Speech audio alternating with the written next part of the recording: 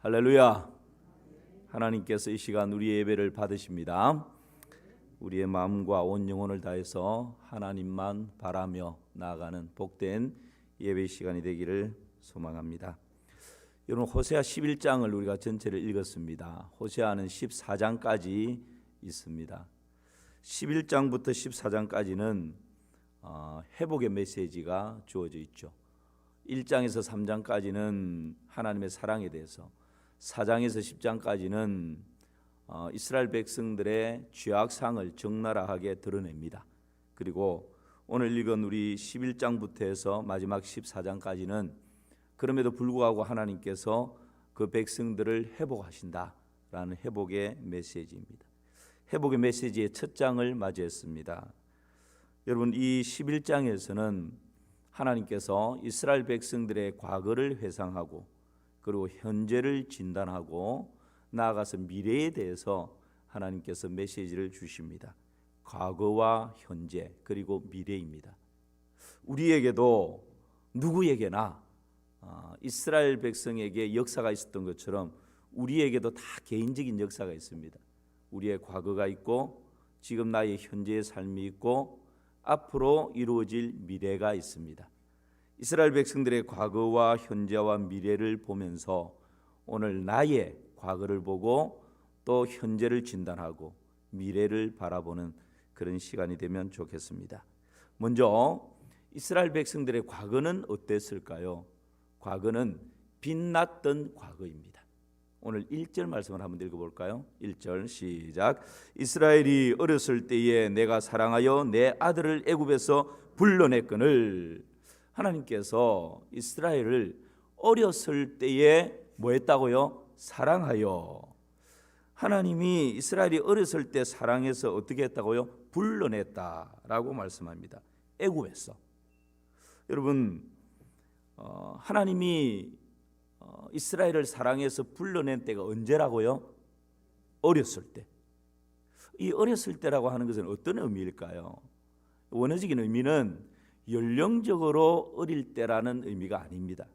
이 어렸을 때라고 하는 이 말은 하나님을 기쁘시게 할 만한 선한 구석이 하나도 없을 때, 예쁘고 귀여운 모습이 전혀 보이지 않을 때, 오히려 하나님을 멀리 떠나서 하나님의 마음을 아프게 하고 속상하게 하고 하나님께 불효하고 있을 그때, 여러분, 우리가 자녀들이 장성했는데도 불구하고 부모님 마음을 썩이고 부모님께 불효할 때 너는 왜 그리 시근이 없냐? 그것은 나이는 들었는데 생각하는 것이나 마음 먹는 것이나 말하는 것이나 인격이 아직 어린아이와 같다라는 그런 말 아닙니까? 바로 그런 의미예요. 어렸을 때에 이스라엘 백성들이 하나님을 기쁘시게 할 만한 그러한 선한 구석이 전혀 없는 그때에 하나님께서 그들을 사랑하셔서 애굽에서 불러내었다, 그렇게 말씀하고 있습니다. 그들을 불러내어서 하나님이 어떻게 하십니까? 해방과 자유를 주시고 광야를 지나서 가나안 땅에 들어가게 하십니다. 그리고 그 가나안 땅을 하나님께서 선물로 젖과 꿀이 흐르는 땅을 주십니다. 그리고 그 땅에서 이제는 노예가 아니라 내가 주인이 되어서 농사를 지으며 살아가도록 하나님께서 크신 은총을 베풀어 주십니다. 그리고 하나님을 굉해하기만 하면 그 모든 삶이 지속된다라고 하나님 약속하십니다. 그리고 이 이스라엘 백성들을 통해서 주위에 있는 모든 족속들을, 모든 민족들을 축복하는, 복을 흘려보내는 축복의 통로로, 제사장 나라로 하나님께서 세워주셨습니다. 여러분, 이것이 영광스러운 이스라엘 백성들의 과거인 것이죠. 우리도 마찬가지입니다. 여러분, 하나님께서 우리를 부르실 때 우리가 어떤 존재였습니까? 우리가 아직 죄인 되었을 때 그리스도께서 우리를 위하여 죽으심으로 하나님께서 우리에 대한 자기의 사랑을 확정하셨다라고. 하나님이 우리를 사랑하시고 부르실 그때에 우리는 아직 뭐 되어 있었다고요? 죄인 되어 있었다라고. 하나님을 기쁘시게 할 만한 구석이 전혀 없는 상태였다라고. 오히려 하나님의 마음을 아프게 하는 본질상 진노의 자녀였고, 여러분, 하나님이 우리를 부르실 때 우리는 어떤 상태였습니까? 우리는 악한 영들에 결박되어 있는 그런 상태였습니다. 그러나 전적인 하나님의 은혜로, 조건 없는 하나님의 사랑으로 하나님께서 우리를 불러주셨습니다. 그렇다면 하나님께서 왜 불러주셨을까요? 오늘 다시 1절로 한번 돌아가 볼까요? 1절입니다. 왜 불러주셨습니까? 같이 한번 더 읽어볼까요? 이스라엘이 어렸을 때에 내가 사랑하여 내 아들을 애굽에서 불러냈거늘. 그대로 두십시오. 내 아들을 애굽에서 불러냈거늘. 조금 더 원어에 가깝게 번역을 한다면 내 아들로 애굽에서 불러냈거늘, 그렇게 이야기할 수 있습니다. 그러니까 내 아들로 불러냈다라고 하는 것은 내 아들 삼기 위해서 이 이스라엘 백성들을 애굽에서 불러냈다라는 의미인 것이죠. 여러분, 하나님께서 아들로 삼기 위해서 이스라엘을 애굽에서 불러내어서 자유를 주셨을 뿐만 아니라 아브라함의 유업을 물려받는 자격을 부여해 주십니다. 이런 과정을 다 지난 이후에 하나님께서 친백성으로 특권을 누리며 살아갈 수 있도록 은혜를 베풀어 주시는 것이죠. 이것이 이스라엘이 가졌던 과거의 영광스러움이었습니다. 하나님 자녀되었기에 빛나는 과거였습니다. 갈라디아서 4장 5절에서 6절 말씀 보면 이런 말씀이 있습니다. 같이 한번 읽어볼까요? 율법 아래에 있는 자들을 속량하시고 우리로 아들의 명분을 얻게 하려 하심이라. 너희가 아들이므로 하나님이 그 아들의 영을 우리 마음 가운데 보내사 아빠 아버지라 부르게 하셨느니라. 아멘. 여러분, 우리도 하나님께서 부르신 이유가 무엇입니까? 우리를 종삼아서 부려먹기 위해서 부르신 것이 아닙니다. 하나님께서 본질상 진노의 자녀였고 죄인 되어 있을 그때에, 선한구석이라고는 전혀 없는 그때에 하나님이 우리를 부르신 이유가 무엇입니까? 영광스러운 하나님의 자녀로 삼아 주시기 위함입니다. 우리를 친아들로 삼아 주시기 위해서, 우리로 하여금 하나님을 아빠 아버지라 부를 수 있는 그 자격을 부여해 주기 위해서 하나님께서 우리를 불러주신 줄 믿습니다. 이것이 여러분 우리가 가지고 있는 영광스러움입니다. 빛남입니다. 자랑입니다. 영접하는 자 곧 그 이름을 믿는 자들에게는 하나님의 자녀가 되는 권세를 주셨다, 그렇게 말씀하십니다. 누구든지 예수 그리스도를 구주와 주로 믿는 자는 하나님의 자녀되는 그 권세가 우리 가운데 부여되어져 있는 것입니다. 그래서 우리의 삶은 빛나는 것입니다. 여러분, 그런데 이처럼 하나님이 이스라엘을 불러서 아들 삼아 주셨고 또 그 삶이 빛나게 영광스럽게 열방을 축복하는 축복의 통로로 제사장 나라로 하나님이 세워주셨습니다. 그런데 현재 이스라엘의 상태, 현재 이스라엘은 어떤 모습일까요? 현재는 빛을 발해버린 모습입니다. 빛바랜 현재입니다. 오늘 2절 말씀 보실까요? 같이 한번 읽어봅시다. 2절입니다. 선지자들이 그들을 부를수록 그들은 점점 멀리하고 바알들에게 제사하여 아로새긴 우상 앞에서 분향하였느니라.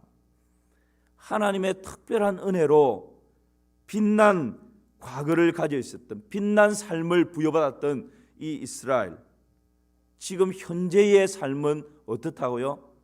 그 빛이 점점 흐려져 버리고 이제는 빛이 바래버린 그런 상태다라고 말씀하고 있는 것입니다. 선지자들이 그들을 부를수록 그들은 점점 멀어져 버리고 오히려 바알에게 가서 제사하는 이런 모습으로 추락해 버렸습니다. 여러분, 하나님께서 이들을 애굽에서 불러내어서 하나님의 아들 삼아 주시고 젖과 꿀이 흐르는 가나안 땅에 들어가게 하시고 그들이 건축하지 아니한 크고 아름다운 성읍을 얻게 하셨습니다. 그들이 채우지 아니한 아름다운 물건이 가득한 집도 얻게 하셨습니다. 그들이 파지 아니한 우물도 얻게 하셨습니다. 그들이 심지 아니한 포도원과 감람나무도 얻게 하셨습니다. 그들이 이제는 배불리 먹으면서 그 땅에서 제사장 나라로 하나님의 자녀로 영광스러움을 누리며 살아가도록 하나님께서 은혜를 베풀어 주셨습니다. 그런데 이런 그들이 하나님을 거역합니다. 하나님께 불순종합니다. 그리고 하나님을 점점 멀리 떨어져 버립니다. 급기야는 바알에게 달려가서 바알을 숭배하는 우상 숭배의 자리까지 이르게 됩니다. 이것으로 인해서 하나님께서 부여해 주신 그 빛이 완전히 그냥 바래버리는 그런 현재의 모습으로 추락하게 된 것이죠. 우리가 계속 호세아 말씀을 묵상했습니다. 하나님께서 이런 이스라엘을 진단하시면서 뭐라고 말씀하십니까? 여러분, 하나님의 진단이 중요한 것 한 6가지를 살펴보겠습니다. 우리가 들었던 말씀입니다. 첫 번째 뭐였죠? 달궈진, 우리 같이 한번 읽어봅시다. 첫 번째 뭐라고요? 달궈진 화덕입니다. 이건 뭐라 그랬습니까? 예, 지나친 권력력. 이 이스라엘 왕궁에서 얼마나 피비린내 나는 쿠데타가 죽이고 죽는 이런 일들이 일어났는지 우리가 말씀을 들었습니다. 두 번째, 이들의 현재는 어떤 상태였다고요? 뒤집혀진 전병이었습니다. 잘못된 외교 정책으로 하나님 의지하는 것보다 강대국을 의지하다 보니까 거기에서 들어오는 우상과 문화로 혼합주의가 돼버리고, 그리고 하나님께 대한 신앙이 점점점 흐릿해지고 그냥 우상을 의지하게 되는 불신앙을 초래하게 되었습니다. 그것이 이스라엘 백성들의 현재의 상태였습니다. 그리고 세 번째는 뭐라고요? 속이는 활, 구부러진 활이라 그랬죠. 이 신앙생활이 너무나 형식적인 회개, 형식적인 신앙생활, 경건의 능력을 추구하는 것이 아니라 경건의 모양만 추구하면서 그냥 번지르르해 보이는 그런 외식적인 가정스러운 신앙생활에 빠져버렸다라고. 그것이 현재의 모습이었습니다. 네 번째는 뭡니까? 두 마음입니다.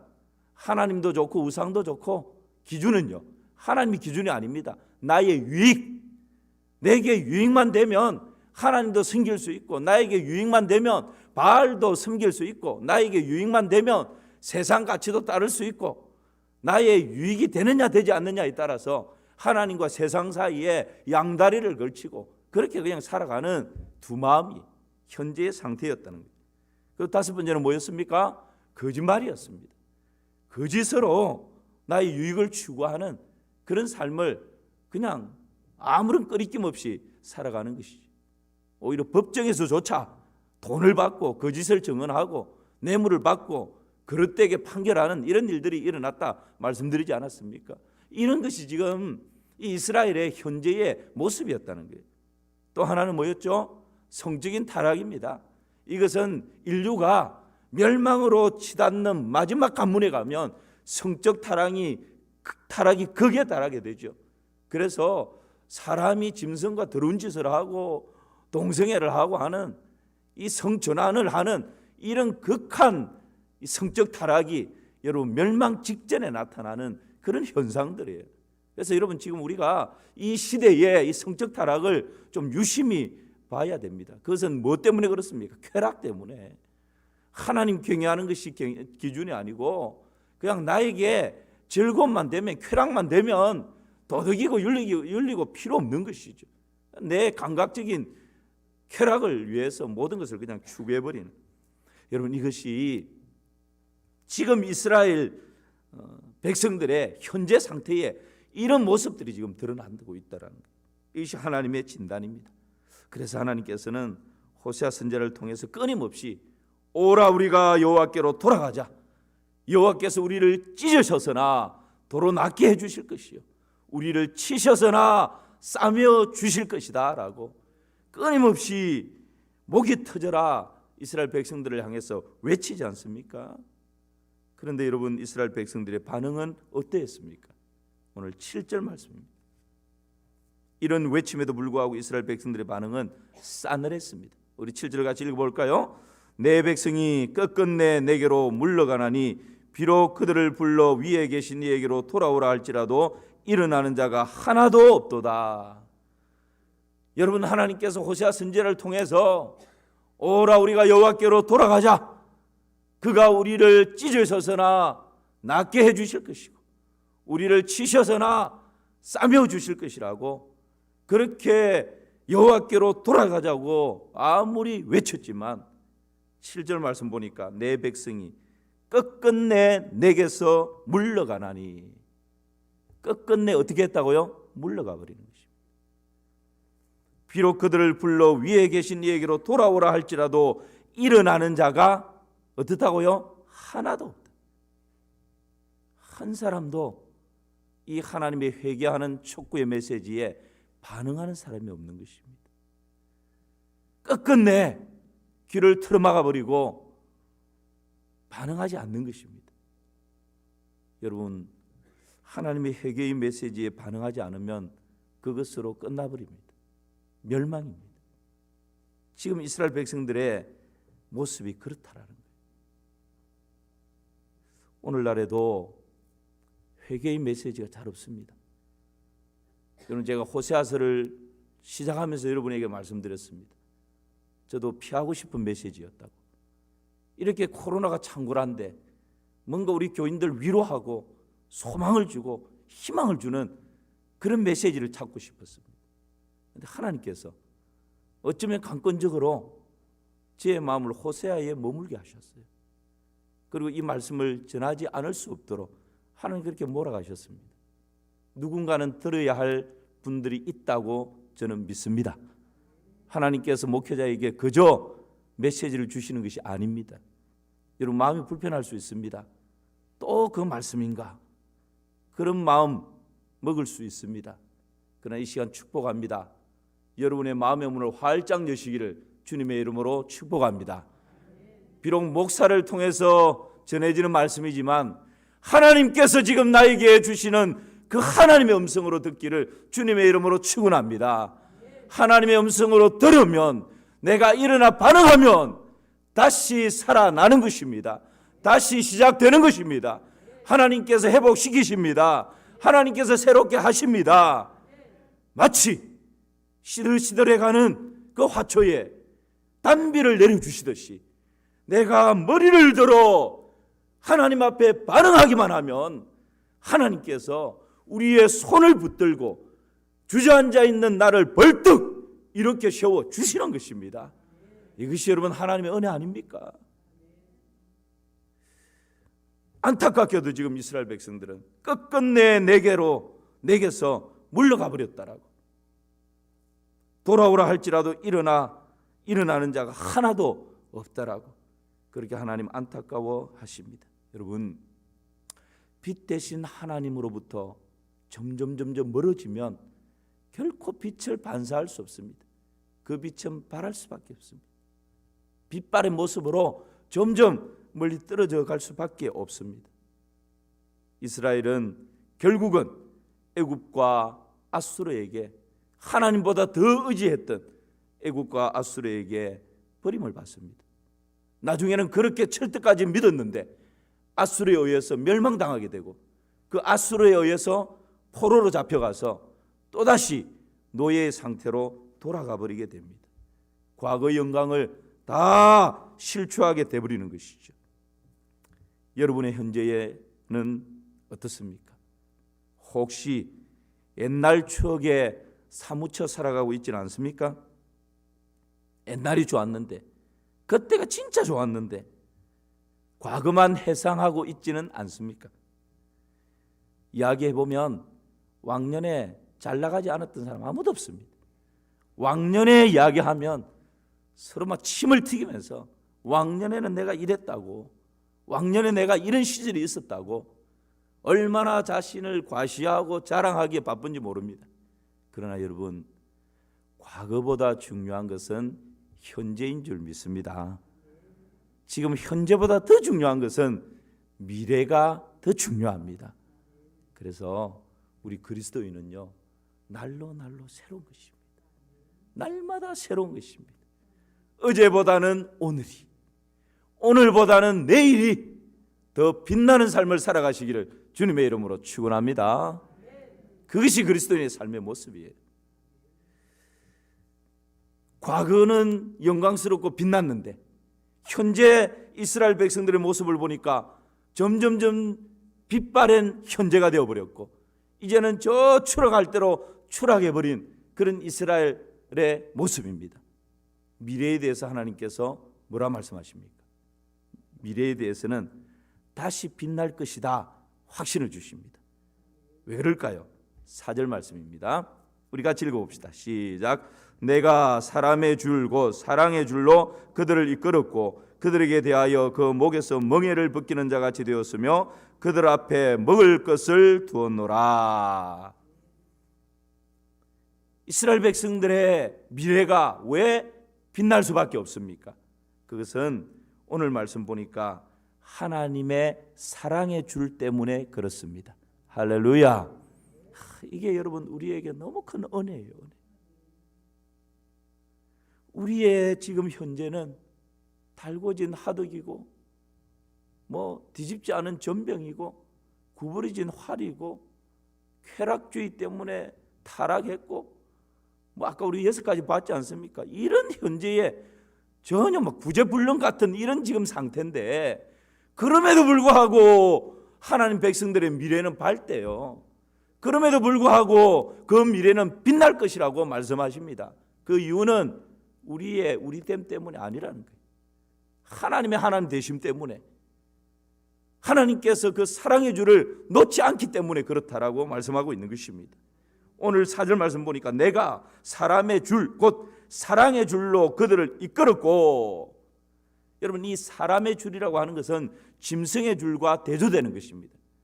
여러분 시골에 사시는 분들 소를 먹여보고 염소도 먹여보셨죠? 이 짐승이 함부로 막 날뛰고 할 때 이 짐승을 통제하고 길들이는 것이 뭡니까? 멍에를 씌우고 이 고삐를 해가지고 이 줄을 가지고 당기고 이게 뭐 느슨하게 하고 오른쪽으로 당기고 왼쪽으로 당기고 하면서 내가 원하는 대로 이 짐승을 길들이는 거죠. 이게 이제 짐승의 줄이에요. 그런데 짐승의 줄은 강제적입니다. 그냥 이렇게 확 당기고 하도 말 안 들으면 여러분 소먹일 때 하도 말 안 들으면 저는 그런 적이 있습니다. 너무 이놈의 자식이 말을 안 들으니까 이 코 이렇게 꿰놓지 않습니까? 당기면 아프니까 이제 따라오죠. 말 안 들으면 가만히 있다가 그래 콩잎 이거 먹으면 안 되는데 자꾸 풀을 안 먹고 나무 밭에 있는 콩잎을 먹는 거예요. 그럼 먹도록 조금 놔줬다가 막 팍 당깁니다. 그러면 아파가지고 나중에는 막 피가 나고 이러죠. 하도 이제 열을 받으면 그렇게 합니다. 그런데 오늘 하나님께서는 자기 백성들을 짐승의 줄이 아니고 사람의 줄, 즉 사랑의 줄로 이끈다 말씀하십니다. 사람의 줄은 어떤 것일까요? 여러분 사람의 줄은 이 유대인들이 자녀들을 교육할 때 자녀들이 기어다니기 시작하면, 여러분 자녀들을 키워보신 분 아시죠? 기어다니기 시작하면 통제가 잘 안 됩니다.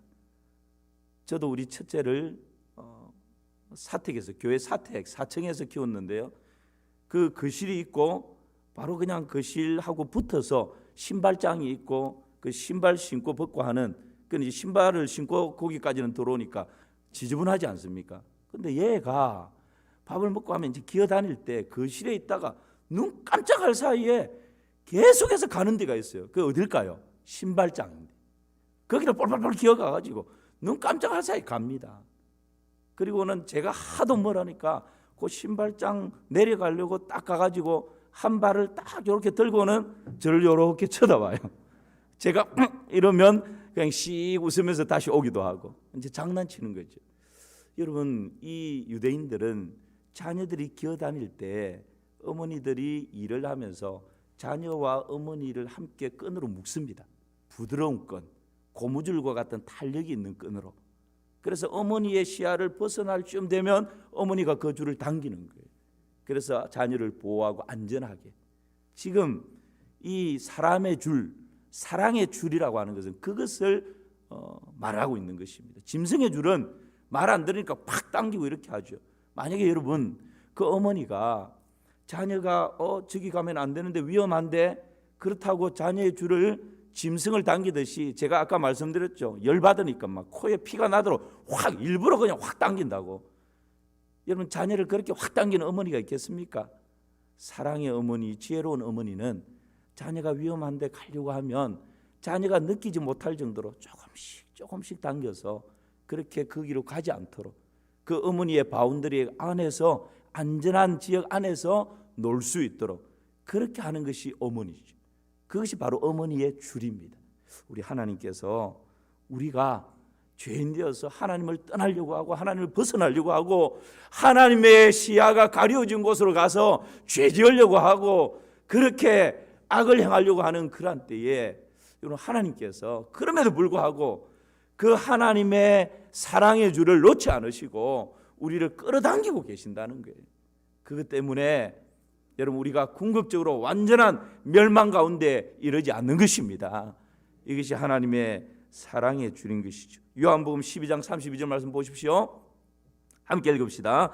내가 땅에서 들리며 모든 사람을 내게로 이끌겠노라 하시니, 예수님이 십자가 지시기 전에 말씀하시는 말씀입니다. 내가 땅에서 들리며 모든 사람을 내게로 이끌겠노라 하시니, 무슨 말씀입니까? 예수님께서 죽으시고 부활하신 후 사람들을, 하나님 백성들을 예수님께로 이끌겠다, 그렇게 말씀하십니다. 여러분, 이 예수님의 이끄심에 이끌려온 사람이 저와 여러분인 줄 믿습니다. 사랑의 줄로 우리를 이끌어 주셨고 사랑의 줄로 꼭 묶어 주셨고, 한 번 당기는 것이 아니라 우리의 인생이 끝나 하나님 나라에 이를 때까지 우리가 벗어나려고 할 때, 떠나버리려고 할 때, 죄 가운데로 달려가려고 할 때마다 그 사랑의 줄로 다시금 우리를 끌어당기시는 것입니다. 그래서 여러분, 우리의 미래는 빛날 수밖에 없는 것이죠. 그러므로 아무리 하나님으로부터 멀리 와버렸다 할지라도 하나님의 사랑이 우리를 강권하고 있습니다. 우리가 아무리 환난과 고난 가운데 놓여져 있다 할지라도 그 하나님의 사랑이 우리를 끌어당기고 있습니다. 그래서 우리의 미래는 빛날 수밖에 없습니다. 누가 우리를 그리스도의 사랑에서 끊으리요? 환난이나 공고나 핍박이나 기근이나 적신이나 위험이나 칼이라. 기록된 바 우리가 종일 주를 위하여 죽임을 당하게 되며 도살당할 양과 같이 여김을 받았나이다 함과 같으니라. 그러나 이 모든 일에 우리를 사랑하시는 이로 말미암아 우리가 넉넉히 이기느니라. 할렐루야. 그럼에도 불구하고 때로는 우리가 우겨싸움을 당하기도 하고 박해를 당하기도 하고 답답한 일을 만나기도 하고 끄꾸러뜨림을 당하기도 하지만, 그럼에도 불구하고 그러나 이 모든 일에 우리를 사랑하시는 이로 말미암아 우리가 넉넉히 이기게 되는 줄을 믿습니다. 그래서 여러분, 우리의 미래는 빛날 수밖에 없는 것입니다. 하나님의 하나님 되심 때문에 그렇습니다. 호세아 11장 8절 말씀을 다시 한번 볼까요? 우리 같이 읽어봅시다. 에브라임아, 내가 어찌 너를 놓겠느냐? 이스라엘이여, 내가 어찌 너를 버리겠느냐? 내가 어찌 너를 아마드같이 놓겠느냐? 어찌 너를 스보임같이 두겠느냐? 내 마음이 너의 속에서 돌이켜 나의 긍휼이 온전히 불붙듯 하도다. 아멘. 하나님께서 그 하나님의 백성들이 이런 죄악 가운데 지금 허우적거리고 있음에도 불구하고 하나님의 그 사랑의 줄을 놓지 않는다는 거예요. 뿐만 아니라 오늘 이 말씀 보니까 나의 긍휼이 온전히 불붙듯 하도다.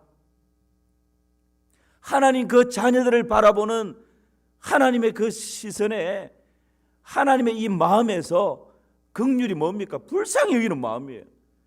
그 백성들의 불쌍히 여기는 마음이 불릴듯 일어난다고, 하나님 마음 가운데서.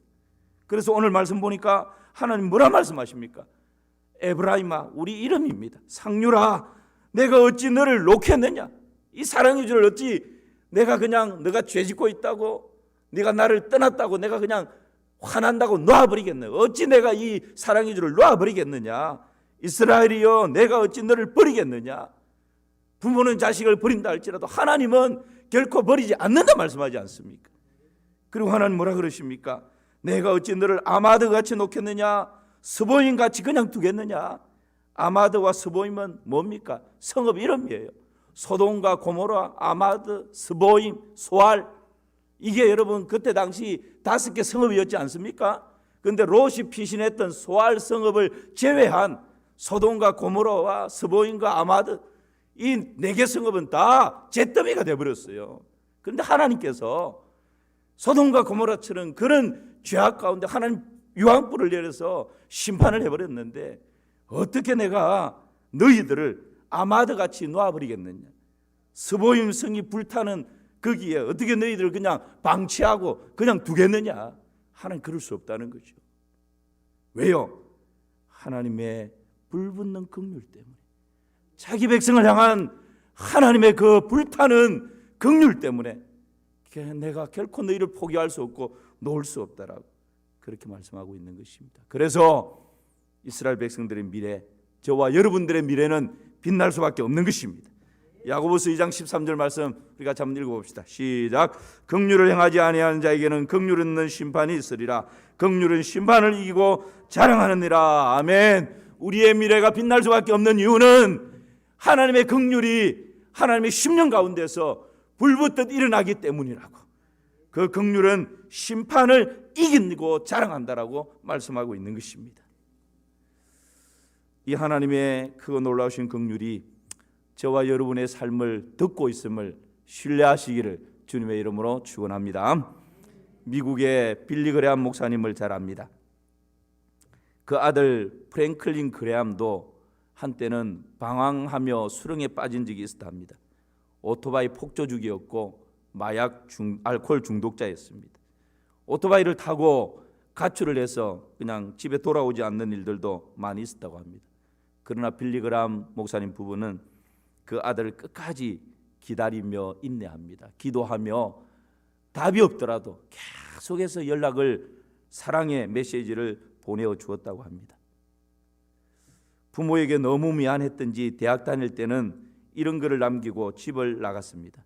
우리 부모님은 나를 사랑하지만 나 같은 인간을 하나님은 결코 용서하지 않을 것이다. 부모님은 워낙 사랑을 베풀어 주니까 부모님은 나를 사랑하지만 하나님은 나를 용서하지 않을 것이다. 그리고는 집을 나가 버렸습니다. 그때부터 세계를 돌아다닙니다. 예루살렘에 도착했습니다. 어려서부터 부모님께 들었던 성경, 그리고 그 성경의 역사가 펼쳐진 그 땅 예루살렘에서 그는 다시 깊이 생각합니다. 우리 부모는 나를 받아주지만 하나님이 살아계시다면 나 같은 인간은 그냥 놔두지 않을 것이다. 하나님의 징계와 심판에 대한 두려움을 가지고 있었던 것이죠. 그런데 호텔로 돌아왔는데 여러분 지금도 호텔에 그런 경우들이 많이 있습니다.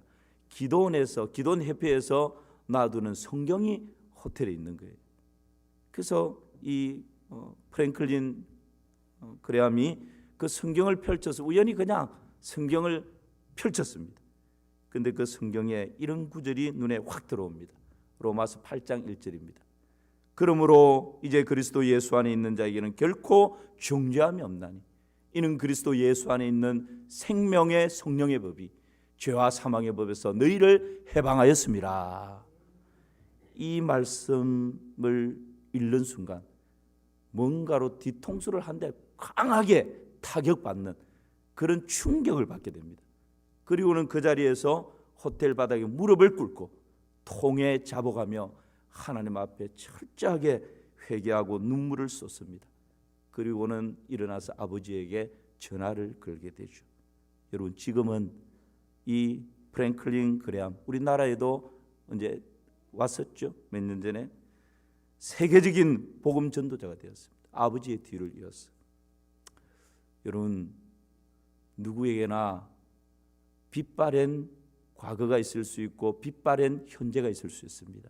그러나 하나님의 사랑의 줄이 우리를 놓지 않고 하나님의 불붙는 긍휼이 우리를 향하고 있기 때문에 우리가 머리를 들어 하나님을 바라보기만 하면 하나님께서는 다시 우리의 미래에 대하여서 빛나는 미래를 보장하고 계십니다. 할렐루야. 그러므로 우리의 미래는 확실하게 빛날 것입니다. 오늘 말씀을 정리하겠습니다. 이스라엘 백성의 과거, 현재 그리고 미래는 어떻습니까? 첫 번째, 빛나는 과거였습니다. 그러나 그 빛났던 과거가 현재는 어떻게 됐다고요? 빛을 발해버린 현재가 되었습니다. 그러나 하나님께서 우리의 어떠함 때문이 아니라 하나님의 어떠하심 때문에 우리의 미래, 이스라엘의 미래는 어떤 미래라고요? 빛나는 미래다. 다시 빛날 것이다 라고 확신을 주십니다. 여러분, 빛났던 과거를 도삼고 다시 빛날 미래를 바람삼아 현재 우리 인생의 항해를 멋지게 항해가는 그러한 은혜가 있기를 주님의 이름으로 축원합니다.